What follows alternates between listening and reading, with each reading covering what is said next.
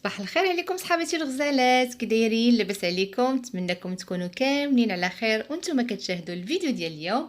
وغادي نبداو الفيديو ديالنا بالصلاه والسلام على نبينا، اللهم صل على سيدنا محمد وعلى اله وصحبه اجمعين. وان شاء الله هذه هي اللي غتكون مقدمه ديال كاع لي فيديو ديالي، حيت ما كاين ما احسن ما نبداو الكلام ديالنا بالصلاه والسلام على رسول الله. والمهم البنات، كيف كتشوفوا بديت معكم روتيني الصباحي. يعني ملي كنفيق كيف كتشوفوا اول حاجه كنديرها انني كنهز الريدو، كنحل الشارجون باش تدخل واحد الطاقه ايجابيه وكيتخرج كاع ديك الرائحه ديال النعاس ديال، يعني كنبدلوا الهواء. ومن بعد البنات ضروري ما كنقاد الفراش ديال الناموسيه، ونقاد الاشياء كاع اللي مخربقه عندي في البيت. ومباشره انا البنات كنمشي اول حاجه كي كندير في الكوزينه انني كنشعل الماكينه، يعني كندير الحوايج باش يتصبنوا. وهذيك الوقيته البنات كنمشي نفطر فيها انا ووليداتي. راني ما شاركتش معكم البنات الفطور، يعني الفطور عادي كيف دايما. ومن بعد البنات جيت هنايا، غير سمحوا لي راني تقطع لي الفيديو، عند بالي راه كيسجل ولكن راه ما كانش كيسجل. ولكن البنات انا غنقول لكم شنو درت هنا بالضبط. بغيت نشارك معكم هاد الطبق اللي كتعرفوا دابا مع حنا باقيين في اجواء ديال العيد. هنا بغيت ندير المروزيه، وهنا درت البصله مشلضه مزيان هي والربيع والثومه، شي 3 ديال الريوسه ديال الثومه صافي. وضفت كاع التوابل كاملين اللي غنقول لكم دابا، كل حاجه منها معلقه صغيره، يعني الزعفران، الخرقوم، السكينجبير، الابزار، التحميره، شويه ديال القرفه، ومعلقه كبيره ديال المروزيه صافي. وضفت واحد الضويمه ديال الزعفران، وضفت معاهم واحد شويه ديال الملحه وشويه ديال الزعفران شعره صافي. البنات من بعد راه قليتهم وربيت عليهم الماء، رويت صافي وسديت عليه حتى يطيب. وهاد الوقيته راني جيت لهاد الكوزينه كيف كتشوفوا. حيت هزيت كاع دوك الكراسه، هزيت كل شيء وضفت، درت جافيل، درت شويه ديال السائل ديال الغسيل ديال الارضيه.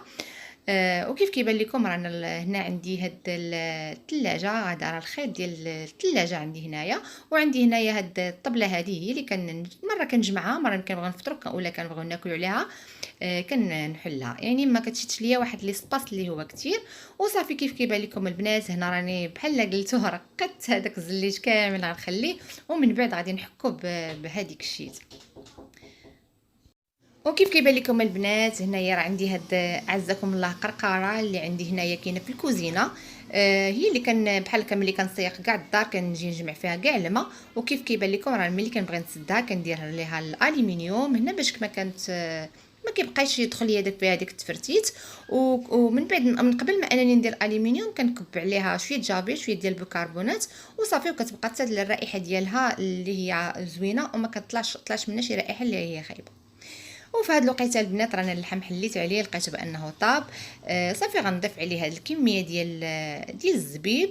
وغادي نضيف القرفه حتى هي مطحونه، غنضيف واحد شويه. وهنا راه هاد المروزيه البنات كتبغي الحلاوه، يعني اللي عنده مع السكر يضيف شويه ديال السنيده ولا شي طوبه ديال السكر بحال هكايا، يعني كيبقى على حسب الذوق كل واحد. انا غنكتفي غير بالحلاوه ديال الزبيب صافي. وهنا بغيت نشارك معكم البنات هاد كيف كيبان لكم هنا راه هادو حويجات ديال ولدي. بغيت نشارك معكم واحد التجربه اللي انني عشتها. كنت في شي يلاه كنت ولدت ولدي. كنت خديت له حوايج جداد، وكانوا جاوني كادوات حوايج جدادين. والصراحه البنات الغلط اللي درت انني ما صبنتهمش قبل ما نلبسهم ليه. فمن بعد وليت كنشوف ولدي بواحد البقع اللي هما بيضين، بداو كيبيضوا ليه في الجلد ديالو. ومره صافي وقلت ماشي مشكل، ولكن ملي شفتهم غاديين وكيتزادوا صافي هزيتو للطبيبه، شافتو ملي شافتو قالت لي راه عنده البهك. يعني تفاجئت ان منين جا البهك، يعني ما كاينش عندنا في العائله اللي شي واحد اللي فيه. فهي قالت لي ربما خداهم من شي حوايج ولا شي حاجه. صافي خرجت ليه لي بوماد، خرجت ليه الغسيل ديال لادوش ديالو كلشي. وتعرفوا مع هادو كاع لي ميديكامون، يعني كاع الادويه ديال الجلد راه كتكون غاليه البنات. ولكن ما كاين الصراحه ما كاين حتى شي نتيجه، كنشوف ولدي باقي كما هو. غير هو واحد النهار الزوج ديالي كان مشى لواحد الطبيب يدوز، وكان غير حديث، جبد حديث وهضر معاه وقال لي راه شوف، راه البهك راه ما عنده حتى شي دواء الا وانك تبقى تصب الحوايج في الماء طايب، هذا هو الدواء ديالو. وفعلا البنات جبت الحويجات ديال ولدي وليت كنشدهم وكنصبنهم في الماء طايب، يعني ما كنديرهمش، ما كنخلطهمش مع حوايجنا ولا مع حوايج وليداتي الاخرين، كندير ليه حوايجو بوحدهم في الماء طايب. والله يا البنات عرفتي مع المده ما بقات فيه حتى شي حاجه. فهذه تجربه الصراحه كنصح بها اي واحد عنده البهك يدير هذه التجربه، يعني يصبن حويجاته غير في الماء طايب. وصافي البنات كيف كتشوفوا راني كملت الجفاف صيق صافي نشفت كل شيء. وجيت هنا البنات باش غادي ندير لاصوب لولدي. وهنا بغيت نشاركها معكم لان شحال هذه كانوا طلبوها مني شي متتبعات اني نشارك معاهم لاصوب اللي كندير ولدي. غير سمحوا لي تعطلت عليكم. وهذه وقيته قلت دايرها واللهم انني نشارك بها الاخوات اللي كانوا طلبوها مني. فهنا البنات انا كندير كل مره كندير لي الخضره اللي عندي. كندير ليه شويه ديال الربيع، كندير ليه واحد جوج دروس ديال الثومه صافي. وكنشد هاد القرعه هادي كنحاول انني ما نقشرهاش كلها مزيان، يعني كنحيد غير داك البلايص اللي فيهم التراب، لان حتى القشور ديالها كيكون فيهم بزاف ديال لي فيتامين. وكنضيف ليه حتى هاد القرعه الحمراء، وكناخذ له واحد الجزره وواحد شويه ديال الليله كانت موجوده هاد البطاطا حلوه. بعض المرات كنديروا لي زيبينار، بعض المرات الفلفله، بعض المرات كنضيف له مطيشه ما كنديرهاش ليه بزاف. وحتى البصله ما كندير، كنتفاداها لانها كتدير لي غاز للوليدات بزاف، فانا ما كنديرهاش صافي. وهنا راه غادي نضيف حتى واحد البطاطا راني كنت نسيتها، يلا دابا ناخذها ونقشرها البنات. وصافي هادو هما يعني الخضار اللي كندير ليه البنات.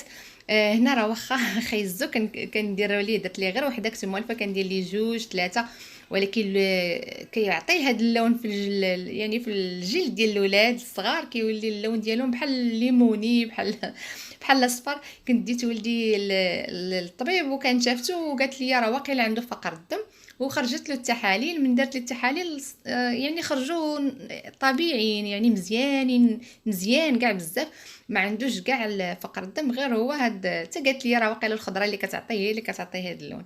وما بغيتش انني نحيد له خيزو ولا القرع لان فيهم فوائد كثيره، فقلت ماشي مشكل راه غادي يكبر ما يبقاش فيه داك اللون. وصافي البنات هنا راه مشيت غسلت هذيك الخضره اللي عندي، خديت هاد البطاطا هذه قطعتها حتى هي طريفات صغار، وهنا ضفت ليه واحد جوج طريفات ديال اللحم البقري البنات. هذا البقري كان عندي في الثلاجه صافي. وكنضيف ليه معاه شويه ديال العدس. عندي هاد جوج انواع ديال العدس، كاين هاد العدس العادي وهاد الاحمر. وهنا كنضيف معاه حتى واحد شويه ديال الروز، لان كنت شحال هادي كندير ليه غير العدس بوحدو، ولكن كيدير شويه الاسهال للوليدات. فهنا كنحاول انني نضيف معاه شويه ديال الروز باش ما يعني تجيه طبيعيه، ما يجيه لا اسهال لا قبض. صافي غنقيهم البنات وغادي نغسلهم صافي، وغنضيفهم حتى هما مع هاد الخضار، وغنضيف الماء. وهنا البنات كنضيف التوابل اللي كنضيف غير الملحه. هنا راه حتى دار الابن ديالي سنه، يعني فات سنه عاد باش درت ليه الملح، اما قبل سنه ما كنتش كندير ليه الملح صافي. وضفت ليه واحد شويه ديال زيت الزيتون صافي، وغادي نديرو يطيب. وفي هاد الوقيته البنات كيف كتشوفوا اللحم راه طاب صافي، طفيت عليه. كيجي خاسر البنات، شتي ما كنضيف لا زيت لا والو في اللحم، وكيجي مزيت، راكم عارفين الغنمي كيكون شويه ميدم. وحتى هنا راه لاصوب حتى هي طابت في ساعه البنات صافي، خليتها بردت واحد شويه صافي وطحنتها ليه. وغندير باغا نمشي نوكل ولدي هو الاول، وعاد باش نجي نحط لينا حنا الماكله. وهذه هي الغديوه البنات، هذه هي المروزيه اللي كندير. صراحه كتجي زوينه، وكنتمنى انكم تجربوها. صراحه كتجي لذيذه بزاف البنات. وحتى حتى اللحم كيجي طايب وكيجي رطب بزاف وكيجي غزال، وحتى الحلاوه ديالها اللي هي طبيعيه ما فيهاش السكر بزاف. صافي رافقتها البنات غير مع المناضه، ما درتش. كنت باغا ندير البنات شلاضه ولكن ما كانش عندي الخص صافي ما درتهاش. وكيكون البنات هذا هو الفيديو ديال اليوم. كنتمنى انه يكون نال الاعجاب ديالكم. الا كنتوا اول مره كتشوفوني اليوم ما تنساوش انكم تشتركوا في القناه وتضغطوا على الجرس باش توصلوا دائما بالجديد. لي لايك ديالكم ولي كومونتير ديالكم دائما تيفرحوني وكيدعموني. كنضرب لكم موعد قريبا بفكره جديده وموضوع جديد، وكنقول لكم سلام عليكم. ارحمي يا راحت العقل ترحمي من شفات طال سقامي، كيف نبقى حيور وانتي مسلية رفيا الغزال فاطمة. ارحمي يا راحت العقل ترحمي من شفات طال سقامي، كيف نبقى حيور وانتي مسلية رفيا الغزال فاطمة.